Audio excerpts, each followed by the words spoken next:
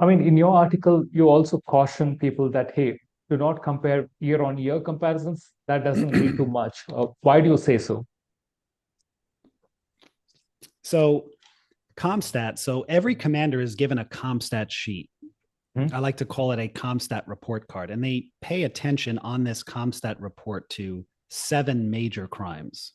Hmm. There's seven particular crimes that are of importance. They're usually reported up the chain, right, to the FBI, and that's where a lot of that's where our official crime statistics are, you know, are put forth to the public, right? But they're collecting from all agencies throughout the country.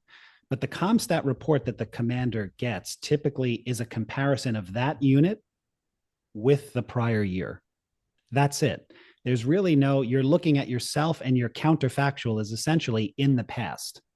Hmm. So, there are problems with that, but it's a comparison of counts of crime in a jurisdiction to the previous year. And then they report percentage changes. Hmm. There's problems with that as well. And one of the things I gave a talk in Arizona, Tucson, Arizona, about CompStat, and we were going through some simulations with, how there could be a bias with percentage change. And so imagine, and I wanted to do this live, but it's a little bit difficult when you're at a conference doing a presentation to do this live. But well, let's just say I had, wanted to create some fake data for 2024, like simulate data from a Poisson distribution. We can allow for some dispersion. And then we want to Hmm. simulate data again for 2025, again, simulate from a Poisson distribution. And we can ensure that the means of the two groups are the same. Hmm. So what I did is I said, well, let's just do that. We'll do this thousands and thousands of times, and we'll calculate the percentage change, and we'll look at the distribution of the percentage change, right? The percentage Hmm. as a distribution. And, you know, percentage change, it's not symmetrical.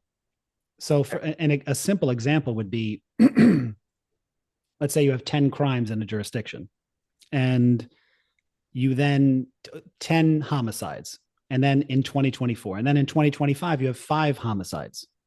Well, homicides halved, right? But if you switch that and you have 5 homicides, and then you increase to 10 homicides, and you look at the percentage change, right? Look at that. That's a complete, Yeah. it's 100%, right? So it, in one sense, think about what sounds better. We have a 50% reduction in robberies Hmm. or homicides, or as opposed to we have 100% increase in homicide. So there's not that symmetry. So you can have the same absolute change, but Hmm. the relative changes are quite different.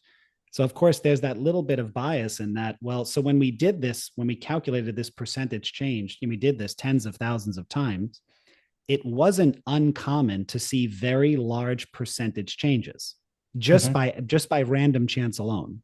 Hmm. So in a random system, if you were comparing crime in the previous year to today, just by random chance alone, with these small numbers of 10 and 12, it's not uncommon for a commander to see a 120% increase Hmm. in offense counts for relatively small numbers.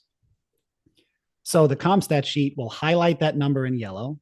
You're more likely to see the bigger number. And then there's this action bias. You feel like you have to do something because you see that big percentage increase. But in some of my research, it was shown that you can a lot of those percentage increases you would see by random fluctuations in the data alone. So crime is a very noisy measure if you look at it year over year, and that could be problematic because then when you're called to these CompStat meetings, you'll often have to talk about those percentage changes and then tell the leadership what you're doing about it. But I can tell you right now, there's going to be no leader that's going to say, well, it's just an 80% increase. It's not that big anyway. And I think everything's fine. You just, everyone feels that need to talk like they have to do something. Hmm.